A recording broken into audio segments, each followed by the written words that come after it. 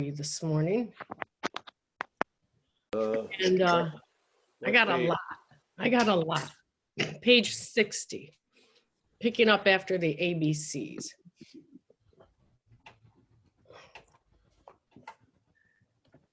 Being convinced we were at step 3, which is that we decided to turn our will and our life over to God as we understood him. Just what do we mean by that? And just what do we do? The first requirement is that we be convinced that any life run on self-will can hardly be a success. On that basis, we are almost always in collision with something or somebody, even though our motives are good. Most people try to live by self-propulsion. Each person is like an actor who wants to run the whole show, is forever trying to arrange the lights, the ballet, the scenery, and the rest of the players in his own way. If only his arrangements would stay put, if only people would do as he wished, the show would be great. Everybody, including himself, would be pleased. Life would be wonderful. In trying to keep these arrangements, our actors may sometimes be quite virtuous. He may be kind, considerate, patient, generous, even modest and self-sacrificing. On the other hand, he may be mean, egotistical, selfish, and dishonest. But as with most humans, he is more likely to have varied traits. What usually happens? The show doesn't come off very well. He begins to think that life doesn't treat him right. He decides to exert himself even more. He becomes on the next occasion still more demanding or gracious, as the case may be. Still, the play does not suit him. Admitting he may be somewhat at fault, he is sure that other people are more to blame. He becomes angry, indignant, self-pitying. What is his basic trouble? Is he not really a self-seeker even when trying to be kind? Is he not a victim of the delusion that he can wrest satisfaction and happiness out of this world if only he manages well? Is it not evident to all the rest of the players that these are the things he wants? And do not his actions make each of them wish to retaliate, snatching all they can get out of the show? Is he not, even in his best moments, a producer of confusion rather than harmony? The actor is self-centered and egocentric, as people like to say nowadays. He's like a retired businessman who lolls in the Florida sunshine in the winter, complaining of the sad state of the nation. The minister who sighs over the sins of the 6th century. Politicians and reformers who are sure all would be utopia if the rest of the world would only behave. The outlaw safecracker who thinks society has wronged him, and the alcoholic who has lost all and is locked up. Whatever our protestations, are not most of us concerned with ourselves, our resentments, or our self-pity? You want me to read the next paragraph? Sure. Selfishness, self-centeredness, that, we think, is the root of our troubles, driven by 100 forms of fear, self-delusion, self-seeking, and self-pity. We step on the toes of our fellows and they retaliate. Sometimes they hurt us, seemingly without provocation, but we invariably find at some time in the past, we have made decisions based on self, which later placed us in a position to be hurt. I know it's a lot. Yeah. Well, good morning, everyone. Paul, alcoholic. The funny thing, these last few paragraphs, they don't have anything to do with drinking or doing drugs. Really. It's all about the underlying conditions and tendencies that lead us to have to drink and do drugs, so to speak. They don't mention anything about drinking at all. So that tells us something right there. And then, obviously, when they're describing some of the 100 forms, it's 3 out of 4 have the word self in it. So there's fear, self-delusion, self-seeking, and self-pity. Yeah. So, so what is pity? Something produced by self. When there's a view, when there's a self-centered view, one of the effects of that self-centered view can be pity. Yeah. One of them can be, delusion. You're seeing false evidence as appearing real. That would be a deluded state. Yeah. And self-seeking and self-seeking. So it's not saying Paul seeking, it's self-seeking. It's not driven by Paul. It's really driven through Paul by this idea of self. Yeah. So and in when we do the inventory, they usually combine self-seeking and frightened. It doesn't say self-seeking and then period fear, self-seeking and frightened, because that's, like explains in the fear of inventory by answering the question, why are we in so much fear today? Isn't it because self-reliance has failed us? Yeah. So self-seeking and frightened, because the self-seeking is what is the source of the fear or the frightenedness. Yeah. Because why? Well, obviously because we've been under self-seeking quite a lot and it has failed us miserably. So when we get a sense or a smell of the self-seeking, we're afraid once again it's not going to work out. Why? Because it hasn't mostly in the past. It's not like an arcane metaphysical fucking understanding. It's just pragmatism. Yeah. When you find yourself in a system that's failed, there's a sense of anxiety. Hold on a second. Cat. So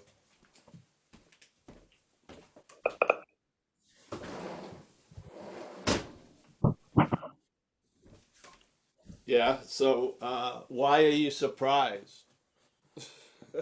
When you're relying on a failed system, what is going to be one of the constant conditions based on the reliance on the failed system? Anxious. Anxious that things aren't going to work out because they haven't. Yeah. I mean, it's not like, doesn't anyone need to explain that? You rely on something that's not reliable, and then it produces tons of effects. And then maybe we get lost in the effects, but the effects are caused by relying on something that's unreliable. Yeah. There's the diagnosis. Explore your own life and see. Yeah. The book is incredible because it's describing the activities of what it's like to live under self. Yeah. Now, how do we keep living under self is interesting to me. Yeah. And I believe there is a root activity that keeps us bound to this idea of being a self, which is the obsession of self reinforcing the identification as self. Yeah. That's the diagnosis. I could be wrong. I could be right. I don't care. I'm just motivated to share it. Let's see what happens. Yeah. It could be wrong for others, but if it's right for you, it could be quite liberating because now you've gotten down to something that has a huge effect or influence in everything that comes after. So then in your own observations, you'll see things changing.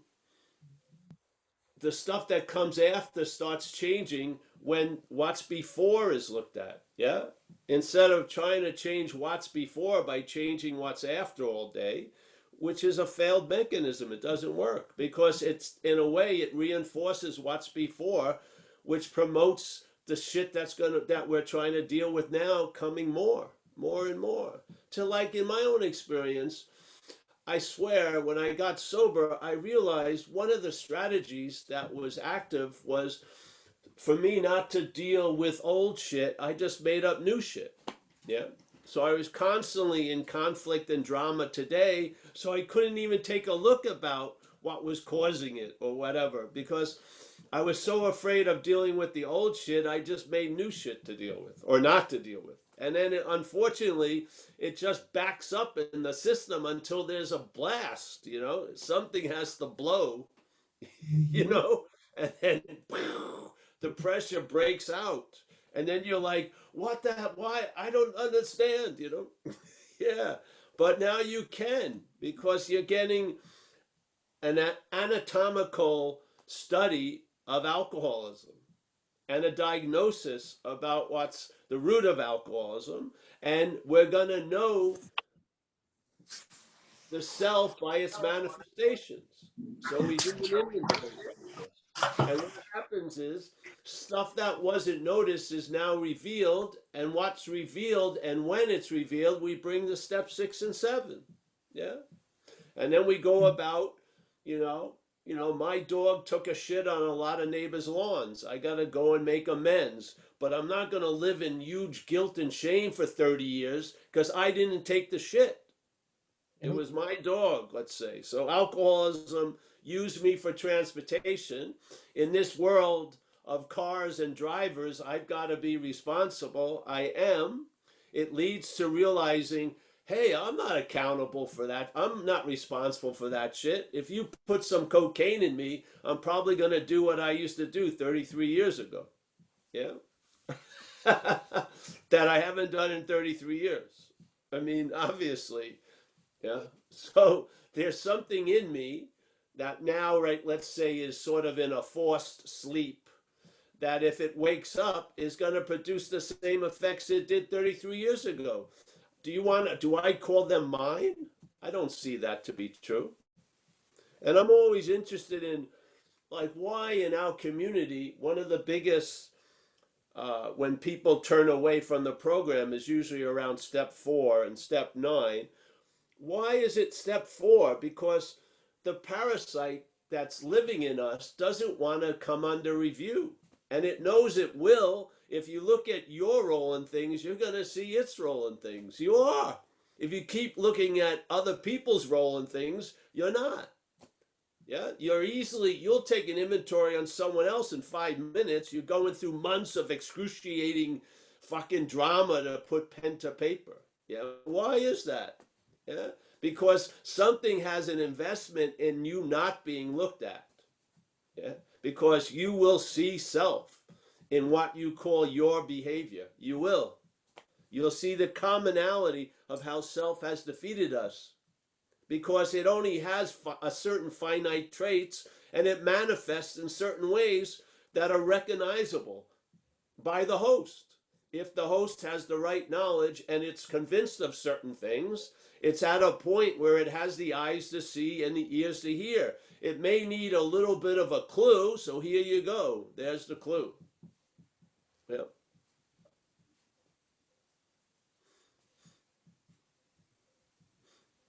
Would you obsess over the self called Stanley if you weren't Stanley? Maybe if Stanley owed you money or something like that, but not for 60 years. Yeah? The obsession with self is rooted in your identifies as that which is obsessed over, obviously. Yeah? Because basically the obsession is the same old, really. The only thing that makes it so juicy, it's about supposedly you. If it's about someone else, you'd be bored of it in a few minutes. But you'll be totally attentive to the story of Paul every fucking day for 60 something years because you're identified as Paul. It's just that fucking simple. Yeah. You subscribe to the drama and you're interested in how it's going. Yeah. Not realizing that in the obsession with self, there's something, a lot that's lost, seemingly. Yeah. Which is the living of life. You go through the motions of a interpretation of life, which is pretty much a very defined, limited interpretation. It's very curious. Sometimes you figure it's running the same shit it did on you in 1989 and 2020. You're like, wait a minute, I've heard this before. Yeah, you pretty much heard all of it before. What causes us to be ignorant of what's going on is the identification as it. Yeah, and then the obsession of it is to reinforce the identification, obviously. Yeah. I mean, something that can't stick has to appear to be stuck. So it's constantly applying glue, which never binds you to self ever, but it looks like you're bound to self. Yeah? When you peer into it, it looks like you're bound because it's always in the constant application of the glue. You don't stay around to see that it doesn't bind. Yeah, you're not of self. So it's constantly a gluing, and that's the narrative all day. Yeah. It just keeps applying Kaiser to it, or Paul to, yeah, constantly applying. Nothing fucking sticks. It goes on and on and on. There's not one day when Kaiser is done. It's always Kaisering. It's always Pauling, yes? It says that it's a done product, but it's never a done product, yeah? That's why you have liberation in a moment. You can be in a pause just like that, and all of that 60 year of building up the story has no effect for that second. Yeah? What is that but a demonstration of how unreal it is?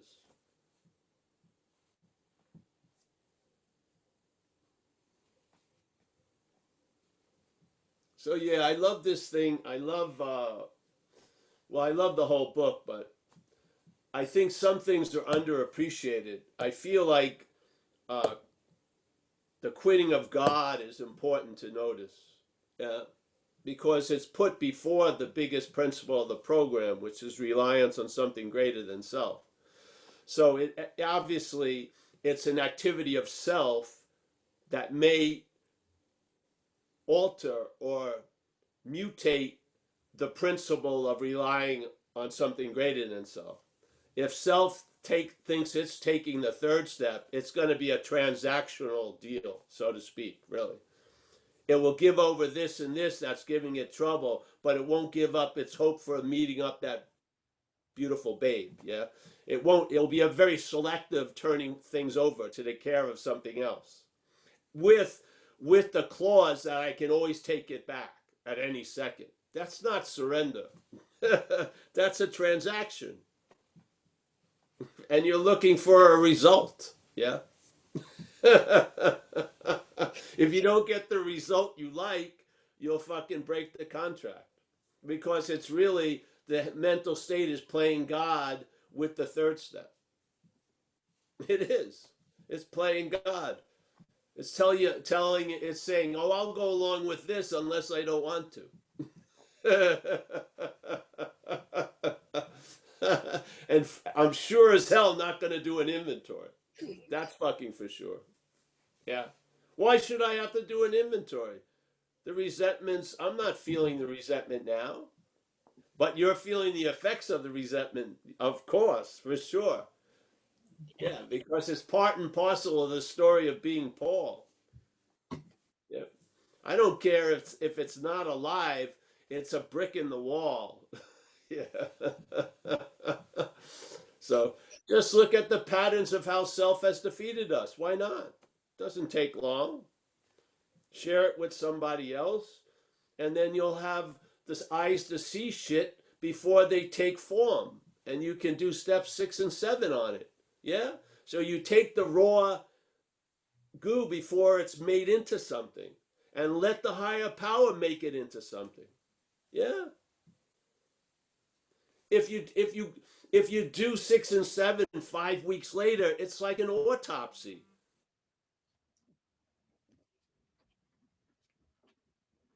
You're muted. Yes? Nope. Yes. When it's coming out, because it hasn't formulated completely. Yes?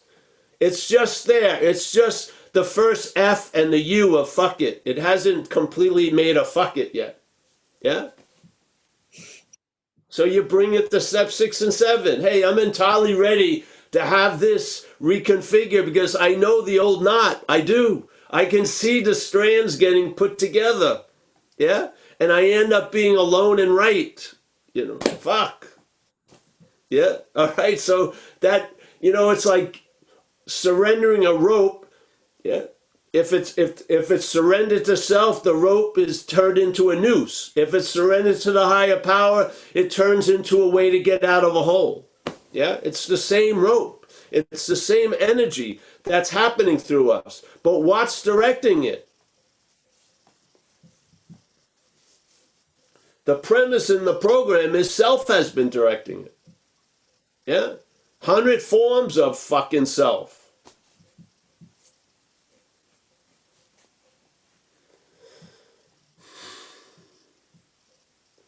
I think in a way we're super lucky because self, without the amplification of addiction and alcoholism, can go pretty much unnoticed for 80 years. But when you put alcoholism on self and amplify it, it gets to be seen a little, yeah? You realize any life run on self-will is hardly going to be a success. Most people don't realize that. Their life is run on self-will. Seems to have been working out all right. You know, they're overweight, let's say. They got big fucking liver problems. You know, they haven't felt their legs for 30 years. They're completely disassociated out of the event of the day. But hey, it's working. Yeah. But alcoholism amplifies certain things that if they don't attract our attention, they attract other people's attention, like authorities or fucking, you know, wives or husbands. People start noticing that you're fucked way before you do, usually. So, I don't know. I think all the evidence points to the act of being identified as the parasite. I don't see how you can, it doesn't, nothing else comes up for me. When I look at all the information and through my own experience and watching tons of people, it sure seems like there's an act of being identified as, in a way, the home of the parasite. Yeah?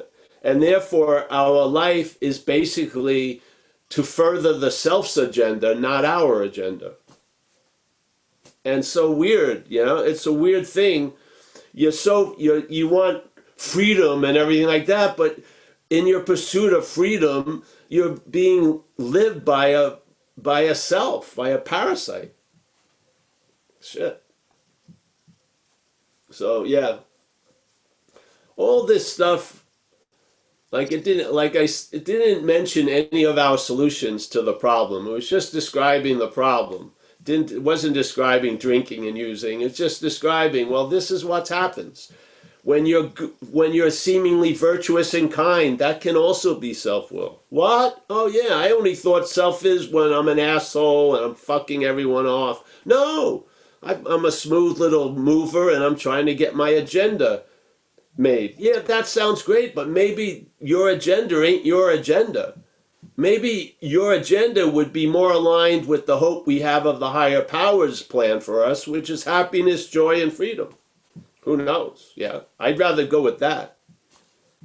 I've seen the agenda of self, aka Paul. You can try to rewrite it as much as you want. I'd rather just get a new attitude and a new outlook and a new happiness and a new freedom, not a fucking retreaded old way, yeah? So I believe you've got to get to the root of the problem. Or you'll be practicing the solution from the problem. Really. So, and I'm just saying, it's just an imitation. Yeah. I don't care if I'm right or wrong, just find out yourself. Yeah. You know, you can hear this and then try to get out of self 800 ways, and it will prove successful because you'll fail. Yeah, you will. And you'll be really fucking crazy because you spent a lot of money doing this and that and this and that, and you're more anxious than ever. What does that tell you? Self can't get out of self.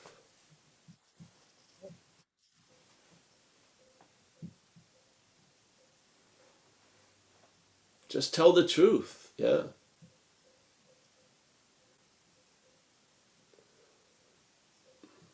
If I believed I was in, I would still try to get out. Yeah. I just don't believe I'm in it. So I don't try to get out.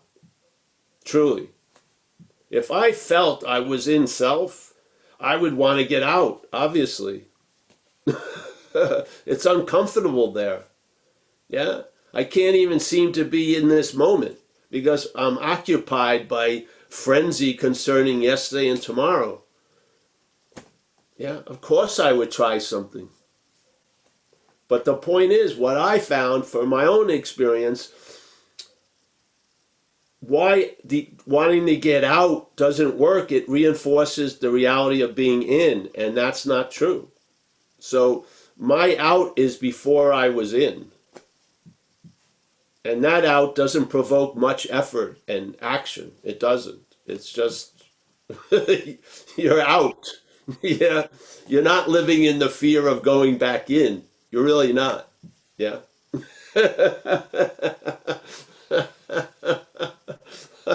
Even though the head assumes you're in, talks about you being in, warns you you're gonna be in, forecasts you're definitely gonna be in. I just don't believe it. I don't. I don't know what I believe, but I know I don't believe that, to tell you the truth.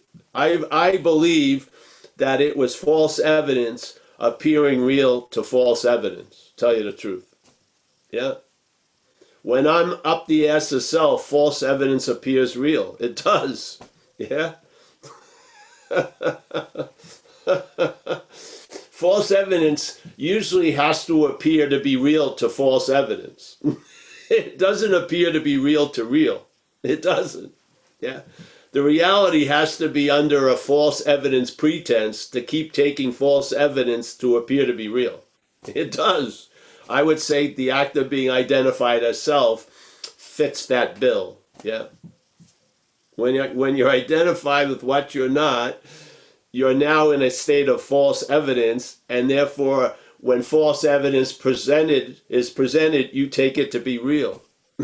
As real as you're taking the false evidence called Paul.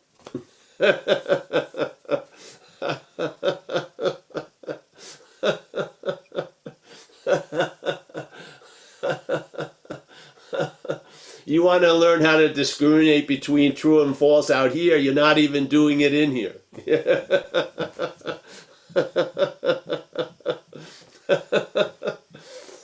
Yeah, so.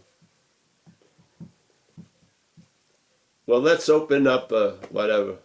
All right, we got Gary has his hand up to ask a question.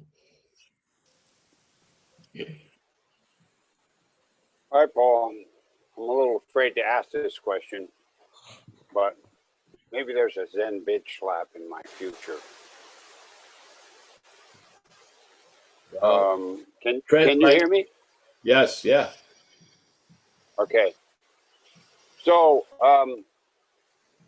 so in my meeting, there's a preamble. This is a sex addiction meeting, but I think that maybe it could relate to any addiction. It says sex addiction is a disease affecting the mind, body, and spirit. It's progressive with the behavior and its consequences usually becoming more severe over time. So I was just thinking about that. I actually have another question that I could throw in that's more philosophical, but this is more like, you know, on the ground. It seems like that's not fair. Most other diseases, you get better over time. This one says that it's progressive and the behavior and its consequences usually become more severe. And so I just wanted to complain. Most diseases you get better naturally, right? You develop an immunity over it. This one seems to get worse over time, and that's my experience. I don't know if that you can relate to that in a different program, but maybe you can, because I've heard you talk about. I don't know. It seems like sometimes consequences get more severe. Well, yes, that's how the consequences of addiction, running wild, go that direction. It's sort of like, you know, some observers were watching cheetahs, so they know they're really fast for a short period. They've now observed a cheetah. Well, the disease of addiction in all of its lovely forms has been observed. And so one of the things they say that it's progressive. So the addiction's effects will progress, just sort of like when you're out there using, the consequences get more pronounced as you go along. So in my case, first I got stopped by the police, brought to the police station. They call up my mother. She'd go over there and get me. A few months later, I'm getting shot at by the police in a Volkswagen Bug. 4 bullets into the car. Yeah. The consequences were progressing. And they didn't turn around and get better. So I think there's a definition of what determines something as a disease. I think it's chronic, it can be terminal, and it progresses. Yes. So, yeah. I don't see. I find, let's say, sex addiction, overeating. They all take off from the same airport, which is selfing. Yes. So to me, the original addiction is a mental addiction to this idea of being Paul. Yeah. Yeah. And therefore, that produces its own unease and discomfort and irritability. So it demands a response, and our response really furthers the problem. Yes. See, this is a failed system. So, in other words, when I was young, I felt pretty uncomfortable in my own skin. And then really, I would say my first solution to alcoholism was alcohol. When I drank, I got a little relief from that seemingly constant irritability, restlessness, and discontent. So, but unbeknownst to me, it was actually furthering and actually reinforcing the underlying disease, which is the mental disease of addiction to self. I had no idea what was going on. And it got to a point where I was willing to pay any consequence tomorrow not to feel uncomfortable now. I mean, literally.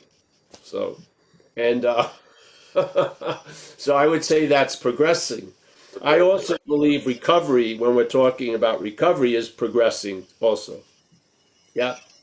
Yeah. It also progresses. Yeah. It kind of But seems see, like its progression opens up and gets wider. The progression of addiction and disease closes down and gets narrower. Yeah. There are two movements that are part of the progressing are completely different. Yeah. One contracts, goes into a tunnel, isolation. The other opens up, gets much more panoramic. Yeah. Could go on at the same time? No. I'm talking about no. There's a certain muting of the disease, and then that allows the progression of the recovery. You're not going to have them at the same time. You may be in two different specimens, but not in the same person. No. Yeah. Well, it just seems like that some days. Some days are diamonds, some days are cold. It seems like some days, are bright and clear, and other days I woke up, I'm in the muck. I been slogging along with the same. Yeah, but you can see the changing of the guard, so to speak, because one is getting more length in your life and more volume, and the other one is getting shortened and it's weaker. Yeah. So, yes. Yes. See, when part of traveling lighter isn't that everything gets great; it's that you're how long the upset continues and the ferocity of it gets severely downplayed. Yeah. So maybe before you'd be fucked and go off on a 10-month tangent, now you're upset for like 15 minutes. I recognize that. Yeah. Yeah. So basically, there could be two movements. Let's say the addiction to selfing could be decreasing, and the other thing could be increasing. And sometimes you're seeing both movements in one moment. Yes, Hmm. you're seeing the dying of one thing and the living of another. Yeah. And the dying of that one thing could seem to burn brighter in a moment, even Well, though it's because dying. it has the megaphone, and it keeps saying it's you. Yeah. Yeah. See, that's what it. See, if the interest and attention is addicted to that, that's what's going to be pronounced all day. We share it with, a miracle happens, you forget it in a half an hour, but you're holding on to a resentment for 40 years. That's when the interest and attention isn't being put to noticing the recovery. It's being put to keep going back to the problem. Yes? Yeah. Why is that? Because there's an identification of that which is waning. So it's sucking attention and interest that way. That's why the key is to recognize you're not that, because then there's a loss of interest in that. There's a loss of interest in that while it's waning. Yeah? Mm. Or when it's shouting. You just don't take its side anymore. That's the difference. Mm.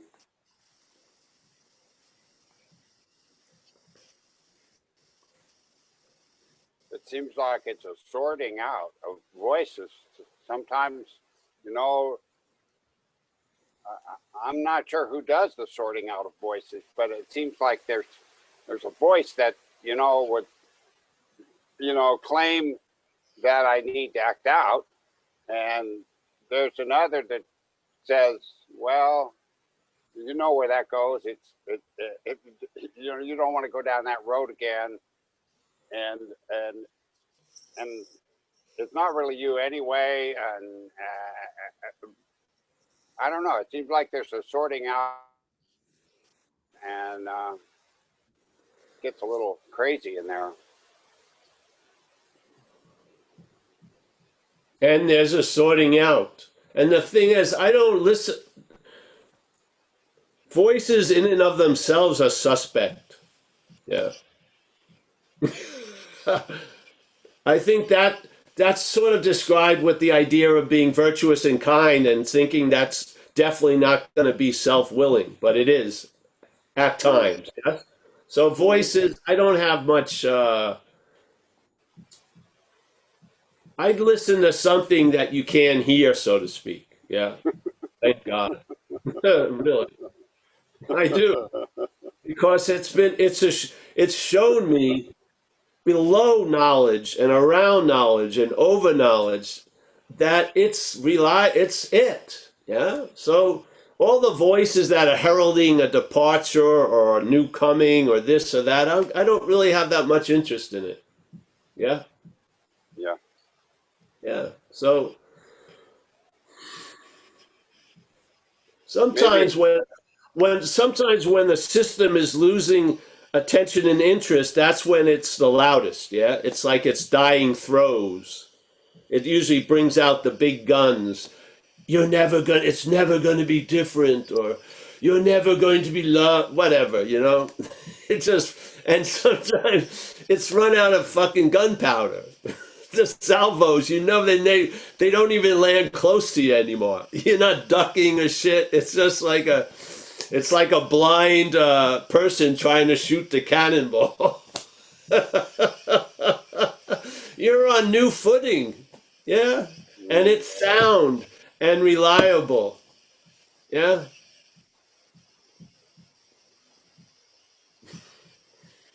How much more evidence do you need? It's done for you and for us so much that we could never have done for ourselves. What's the appropriate response to that? fucking honor and gratitude. Really, I don't see how. I don't. It's not why or tell me how it works. It's just honor and gratitude. Keep it simple. Yeah. Yeah. People call it keep it simple. Maybe at a point where it's not really that great to keep it simple. But when the solution's working, keep it simple. Let it work. Yeah. Why do you need to know why or whatever? Just fucking see when you're in the water surfing, there's a lot of time when you're not on the wave. Yeah. You're in the water and then you can feel the wave coming. Yeah. Yeah. Yeah. Now, as soon as you feel the wave coming, it changes from being in the water. Yeah. You ride the wave. Yeah. Why? We're on a wave constantly. Just ride it. Yeah. Get off the board when something, not a voice, but when something tells you to get off the board.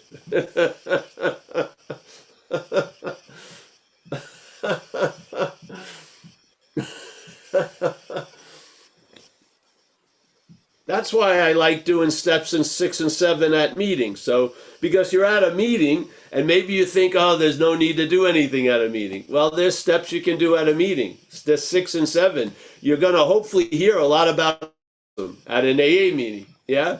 If you recognize it as not you, bring it to that, hey, I'm entirely ready. It doesn't matter if you heard it from him or from your head. It's the same.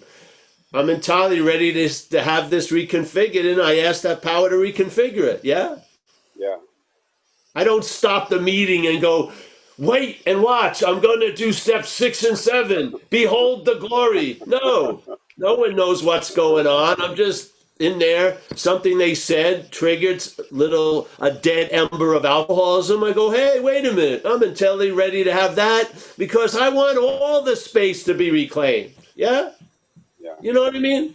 I want the storage unit to be totally cleaned out. I don't want little mementos of alcoholism in there. Let it all be reconfigured. Yes? Yeah. Yeah.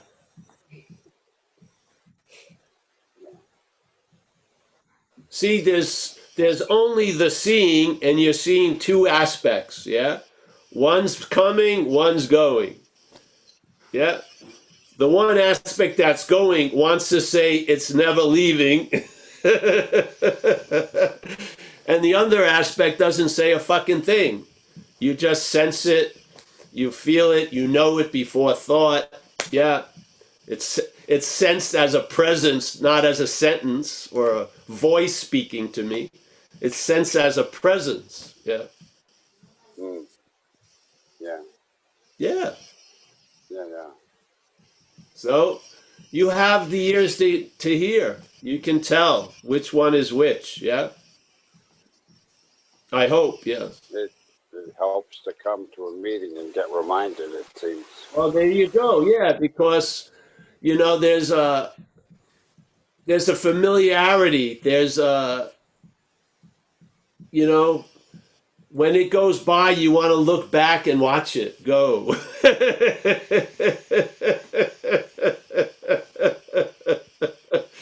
Do one final wave. And then as soon as you wave, it's right on you. Yeah, exactly. You now have to buy a second ticket. You got to take all of its fucking luggage. And there you go. Yeah, just let it walk away. Don't look back. Don't look back. There's nothing new back there. Same old. Oh, Paul, I swear I'll be better.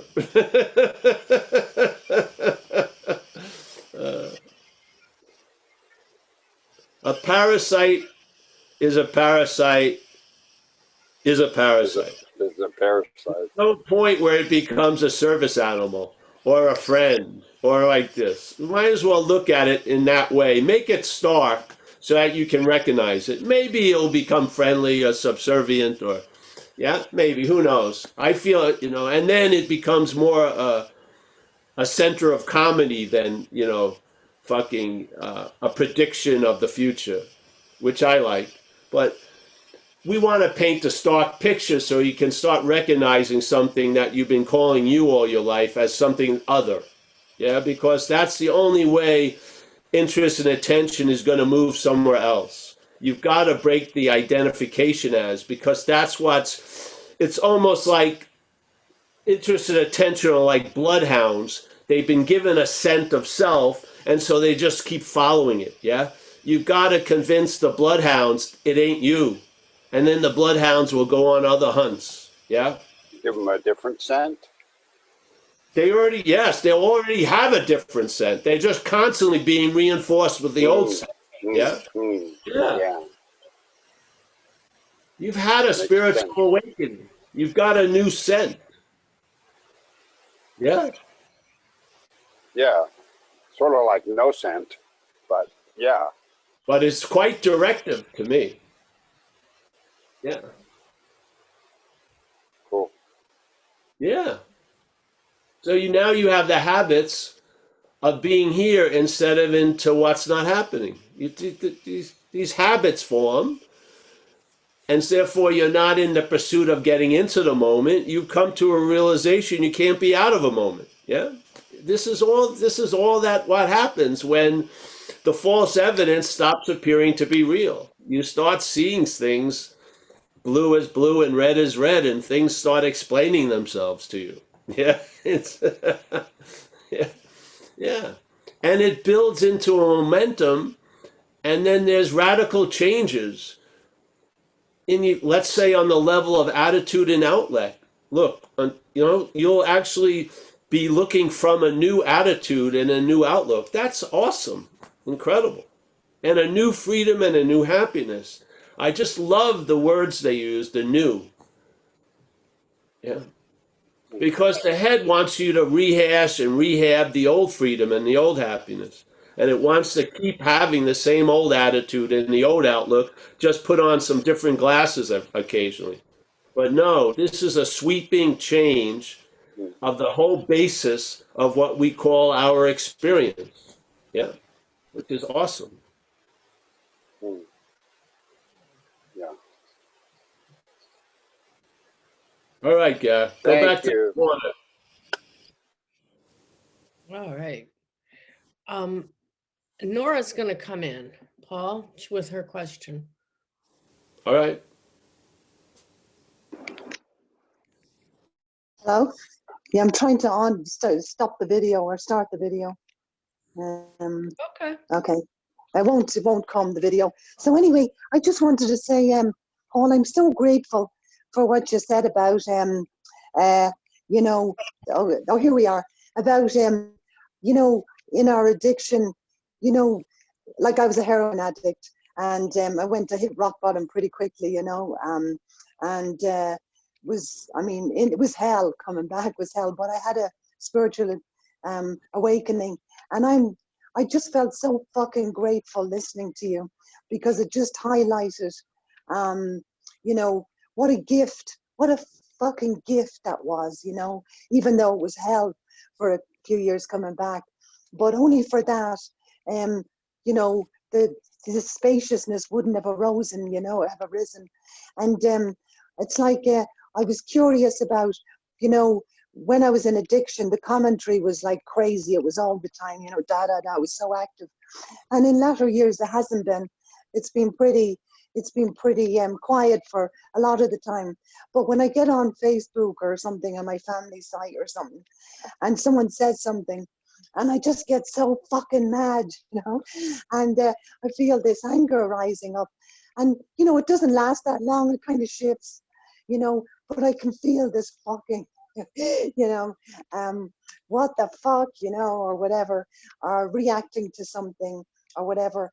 And it doesn't, but I'm just curious about, you know, just, is there any, I just wondered, because it is quiet a lot of the time, the mind doesn't have that much going on.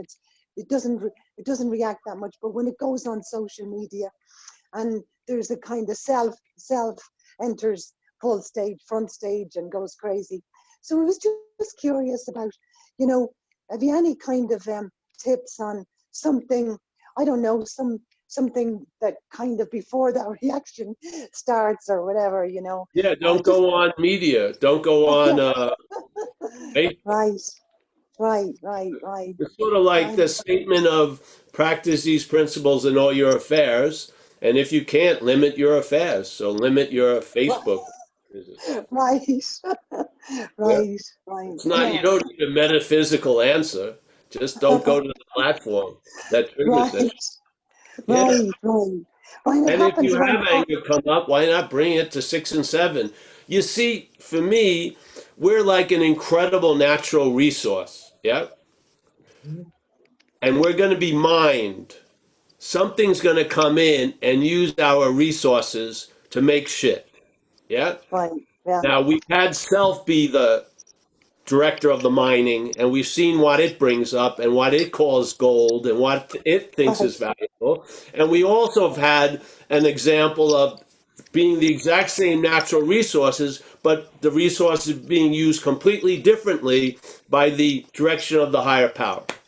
Yes? right, This yes, is just offer up your resources to that power and let it reconfigure it the way it wants.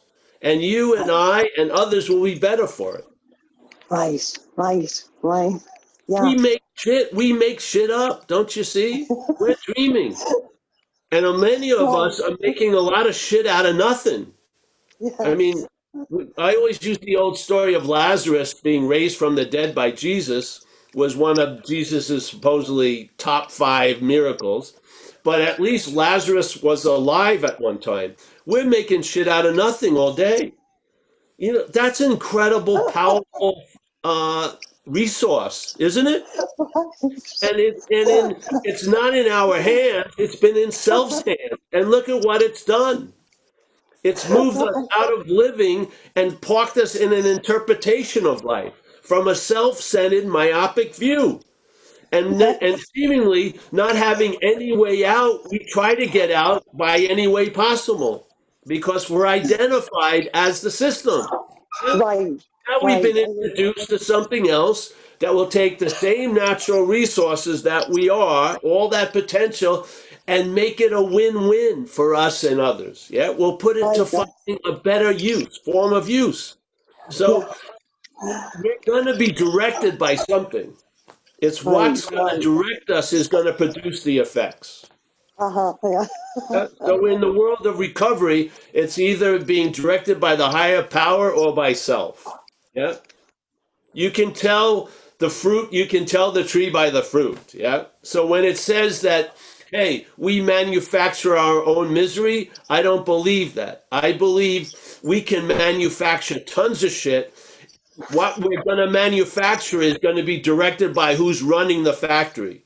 So when we're in the disease, that which is running the factory likes to produce misery. Yeah. right, The higher yes, power likes to produce compassion. yeah, Yeah, which one would you like to be employed by? exactly, yeah, Where are the orders heard from the old employer? In the head. Yes? The thoughts, the narration is infected by the old employer. If you have great faith in the head, yes, you're working for the old employer. You are not working for the new employer. You're being used because that's what employment means. To employ something is to use something. Something is using you for its own ends. Yes? yeah, That's how it feels like to me. Now the yeah, higher power is dominant. It's using this facility which has tons of natural resources, yeah, and it's using it to produce service and other things, peace, yeah, serenity, instead of vindictiveness, being right and alone. Yeah, yeah, yeah, there you go. So yeah, you got the obvious solution to your problem. Just don't go on yeah, Facebook that much for a while. right, Doesn't mean I right, can never go on Facebook. No, for a while until certain things get corrected. Yeah, yeah. mm-hmm, The head wants to make it all. It's nothing or everything. No, yeah. Right now, it's not good for you. Okay, Let's practice these principles in our affairs, and the ones we can't, let's limit those affairs. Right. There you go, honey. Yeah. Simple, eh? Good suggestion. Thank Yeah. you, Paul. Thank you, Thanks. honey. I'm happy you came out of that tyranny of that fucking disease. Yes, it's wonderful. It's worthy of gratitude every freaking day. Yes, for sure. Yeah, yeah. Cool. All right, we got a couple more questions right now. First one is going to be from Bruce. Bruce, you want to come in and ask your question? Sure. Hi, Paul. I actually started seeing you before I went to AA, and then I've been sober now a couple years. And my question is, and you probably answered this a million times, but at a certain point when I was writing down my my part in my resentments to people and stuff, and what was happening in my life, I in the act of writing it down, I actually saw this pattern. And that pattern for me was something that I thought was true when I was a child. And I kept um, um, I kept thinking that was me, from a child. And I could see, when I looked at it, I could see that that really wasn't true. So my whole idea of myself was based on this lie, or this Yes, idea I had as a child. And when I saw that, it was amazing. Um, and yet at the same time, sometimes maybe it's because you were talking about the habits, that sometimes I do fall back in that habit of thinking of myself that way, even though when I catch myself, it's like, oh shit, no, that's not right. So I guess my question is, like, is there an amount of time that I just keep coming back to what's real? yes, yeah. See, because it's sort of like, let's say it had so much value, you can't take all the money out at once. So Hmm. yeah, it'll be extracted, and it won't incite mental attention. You know what I mean? You'll slowly drain that account. You won't, but the higher power is moving the money, so to speak, the money of interest and attention. Hmm. Yes? Yeah, okay. Yeah, that makes Yeah. sense. Actually better, this is where you trust the process. So you catch it a few times. I tend not to get that curious about it. I just realize the operation is going on. It's Hmm. going my way, so yeah. I'll just keep my eye on the ball right now. Yes? Yeah. Yeah. Yeah. Exactly. The thing is, this process we're under, sort of reclaiming that which was never lost, really. We just believed it was lost. But that reclaiming of us, of our lives, is being directed and beautifully accomplished, to tell you the truth, blows my mind. And most of the greatest work is done without our knowledge of it, yeah? Hmm. Yeah. I just know I'm in good hands. I don't keep looking at the hands. I see. Yeah. Yeah. I just look at what's in front of me, but I know I'm in good hands. Yeah. So yeah, bro, that's great. That's a wonderful recognition that was brought about by the life that sobriety has given you. It wouldn't have been healthy for you to see that when you were fucked up. Yeah. That's the joy of sobriety. A lot of stuff becomes available to us because we're ready. Just like the program is a linear program. You're made ready to do the ninth step by doing the first 8 steps. Yes? You don't do the ninth step at the first step part. Yes? Each step produces a condition that sets you up for the next step, so to speak. Yeah, it's beautiful. It's a Yeah. beautiful process. And from that which never comes or goes, you can see the changes of what can be changed. Yeah. It's beautiful. Yeah. I'm just blown away, really, completely. So, yeah. Thanks for that share. Yeah, the Yeah, thank you. habits can be strong, but they're weakening. They're gonna weaken, yeah, because you have a much stronger grip than the habit does. The hands that you're in has a much stronger grip than the old habits. Yeah, it does. I mean, yeah. All right. Thanks. Thank you. Thank you. Okay, Paul, we got a question coming in from Mike O.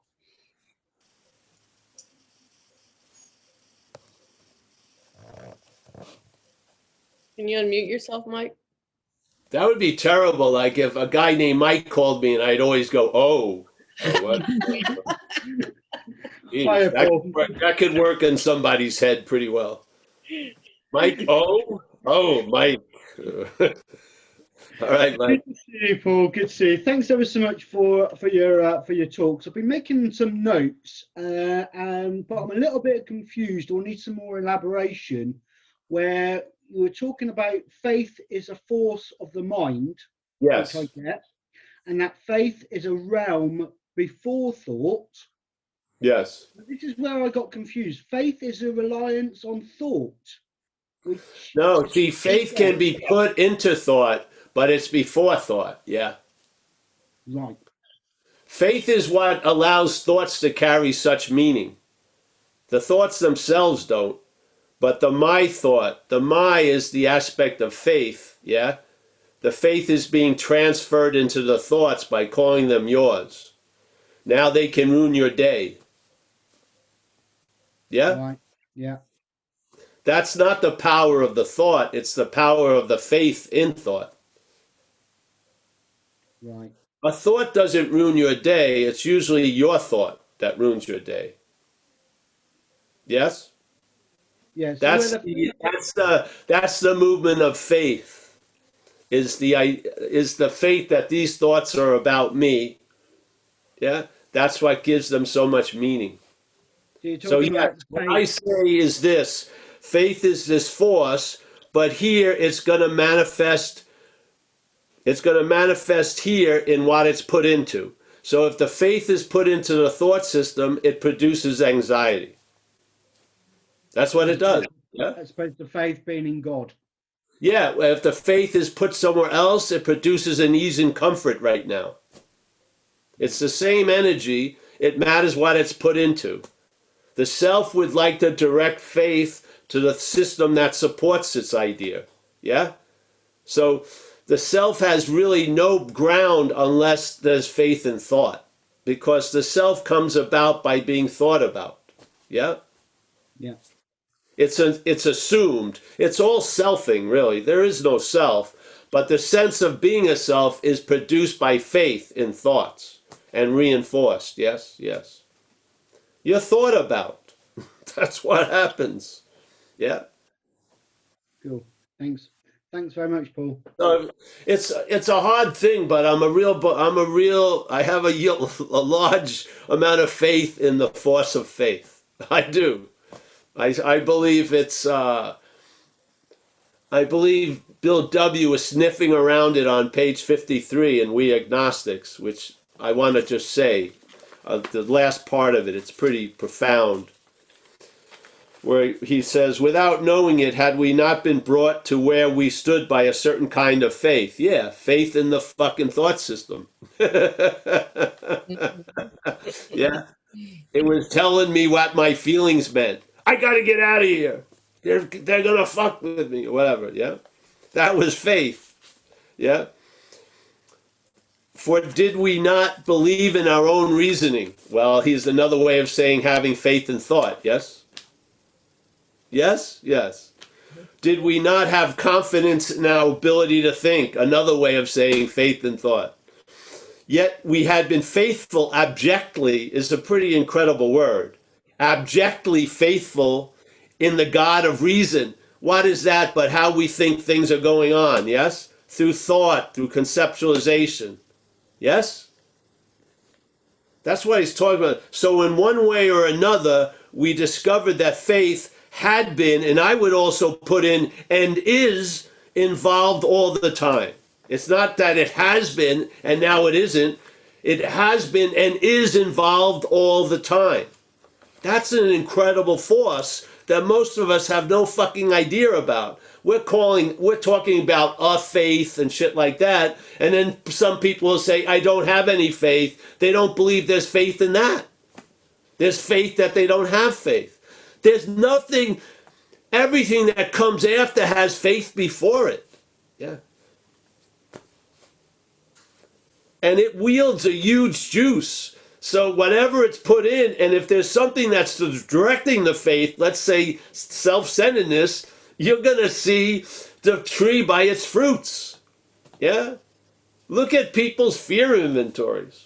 And it's not even fear, it's anxiety, mental anxiety generated and reinforced by the thought system. That's faith in action right there. Like Bill W. says, faith without works is nothing. Exactly. Faith in thoughts, yeah, is doing a whole lot of fucking work. It is. Faith in thoughts is a lot of work. You're trying to make shit out of nothing all day. That's a lot of work. Yeah? You're trying to override your condition now, the thinking you're going to be fucked next week. That's a lot of work. That's a lot of work to override seeing, hearing, feeling, tasting, touching right now to make you believe next week is more influential than the seeing, hearing, feeling, tasting, touching is now. That's faith in work, yeah? That's faith put to work. By what? By the self-centered system. That faith can be directed by something other than self. Hallelujah. To me, the whole process of recovery is just that.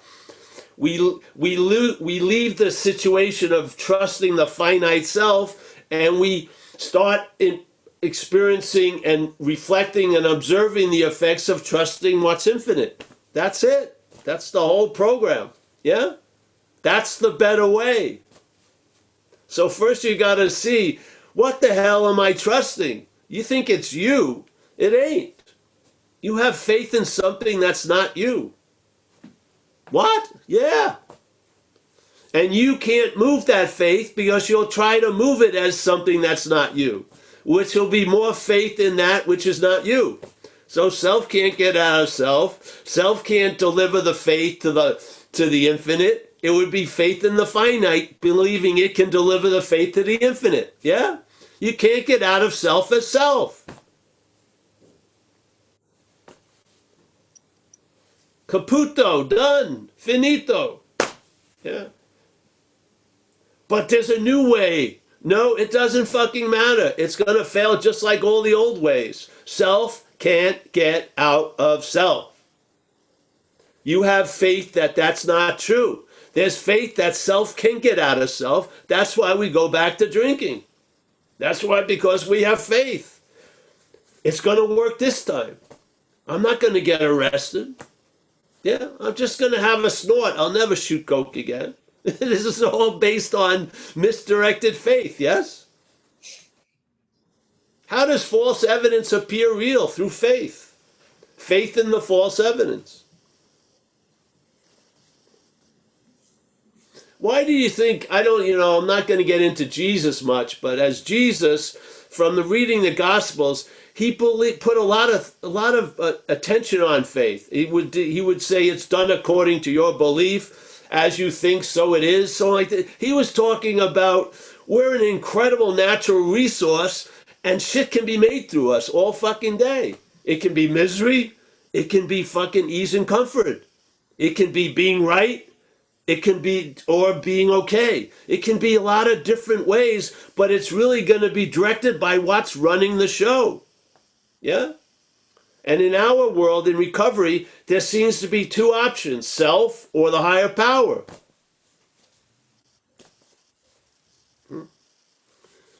That's what's so weird. You know, when you were out there being driven by self, even your own assessment was you're not doing fucking anything good. You're worthless. You're not producing fucking shit. You're just living off of everybody. You're a fucking drag. Yeah? That same condition given over to the higher power, all of that shit was used. Yeah?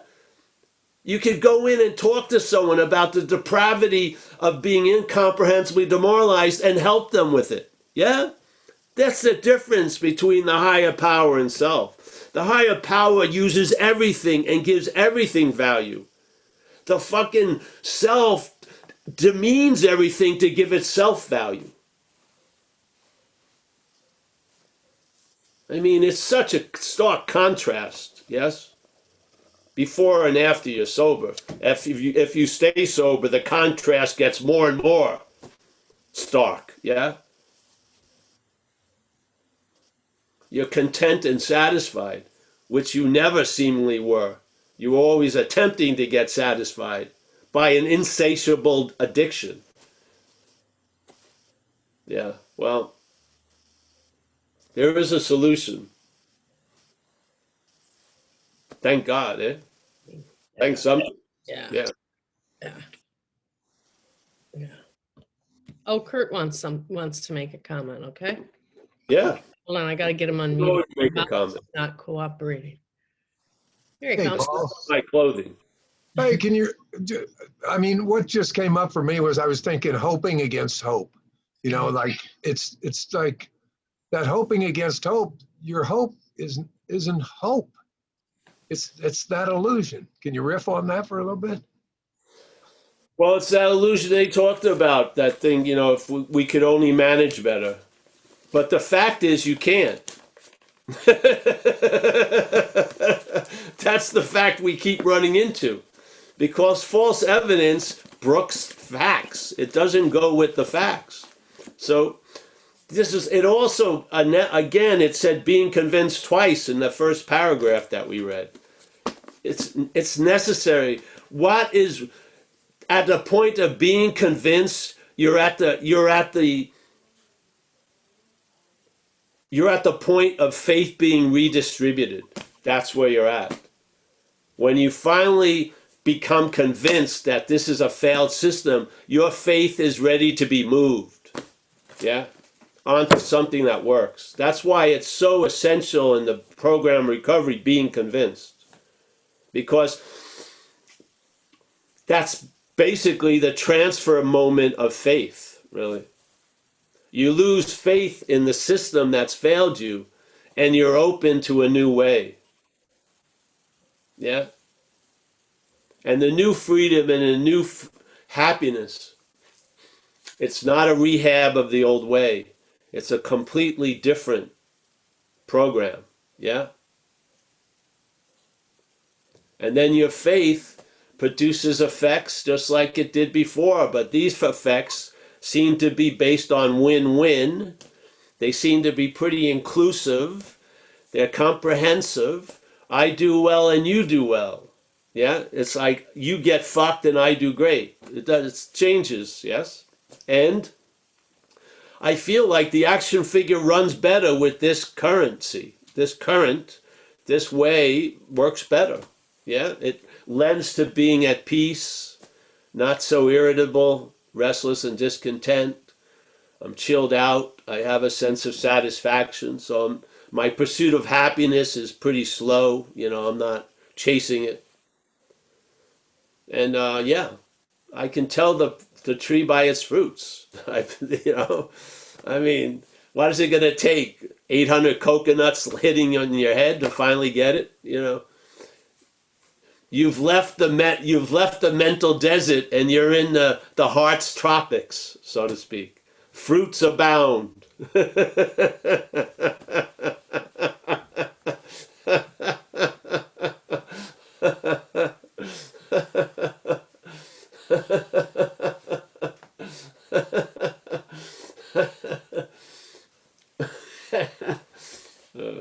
Yeah, so nice to see you, Kurt. Yeah, thanks, Kurt. All right, Paul, you want to say your goodbyes? That's gonna wrap it up. Yes, yes. I love saying my goodbyes and my hellos. All right, Kaiser, my main man. Nice to see you, Kaiser. Yes. Vicky, as always, she's come out of the void. She's left George behind. It's okay. You can never be ununited. Yeah. The void takes away all sense of difference and individuality. Mike Z, my main man, always there in the posture of service. My hat's off to you, if I had a hat. Rob Farr, a pleasure since the first days. Paul, right next to you always. Thank you, Paul. Thank you. You guys give me so much support, and you very rarely say anything, but huge amount of support. You know, it's it's nice to see these familiar squares. Walter is one of them too. But thank God, as Walter has said before, we didn't meet while we were using. Walter would have died in that encounter, though. Let's just put it to rest. You put a Dutch person and a New York person in the elevator, the New York person's coming out. Yeah, just be clear about that. All right. We have Roman. We got John D., one of my favorite people here. I haven't seen him in a while. Nice to see you, John. He's a homeboy from Philly, New Jersey. Jersey, the armpit of New York. Helen, nice to see you. We got Kurt from Redondo. Always a pleasure. I love that office. We did a couple of talks in that office. Very nice energy there. Gary C., you got 4 corners, Gary. You've spent 2 of them. You got 2 more left. All right. We got Mike O. I hope that helped, Mike. Yeah? All right, good. Carl, always nice to see you. Thank you, Carl, for your donation. Very appreciative.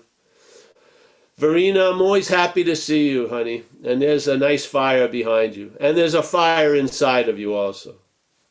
Yes. You can warm at both. They both will keep you warm. Yeah. We got Stefan. Always a pleasure, Stefan, on having never left. That's what I'm going to call Stefan. Stefan on having never left. Yeah. We got Dale O. Nice to see you, Dale. I hope you're going to have a lovely day today. Yeah. We got Bruce. Thanks for your share, Bruce. Thank you very much. Yes. We're all on the winning side. Anna. Nice to see you, Anna. Always a pleasure.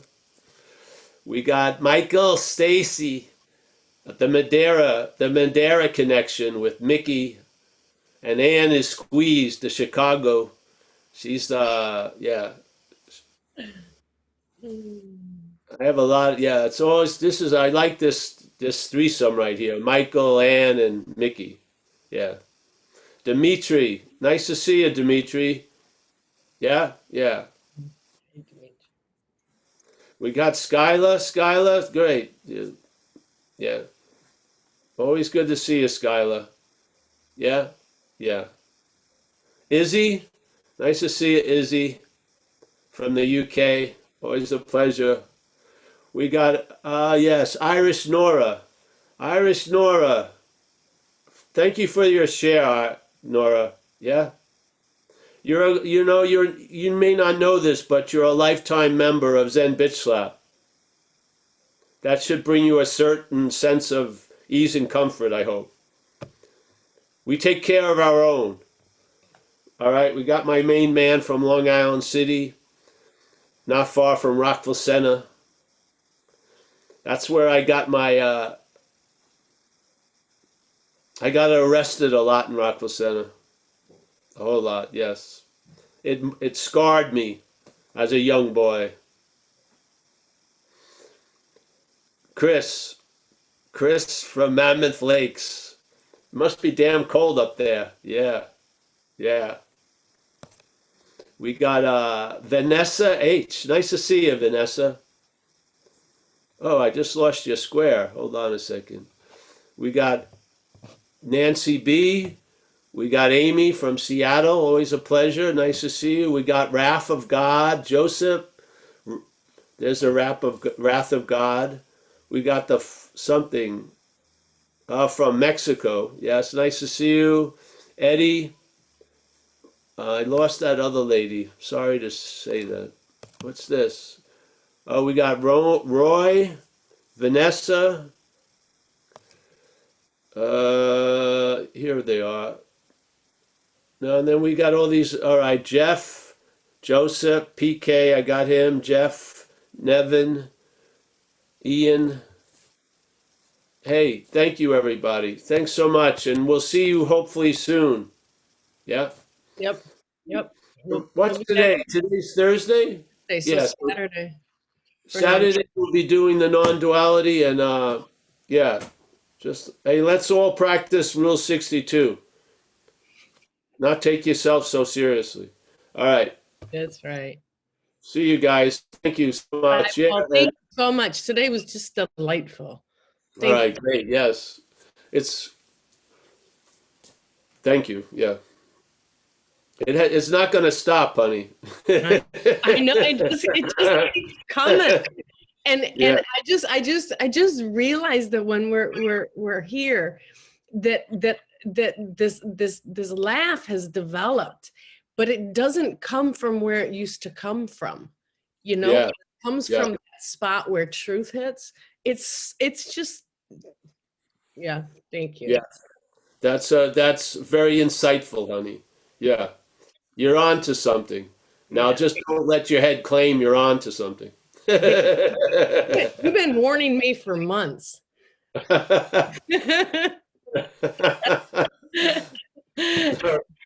All right. I'll see you guys later. Bye. Bye-bye. Stop recording, Mike C.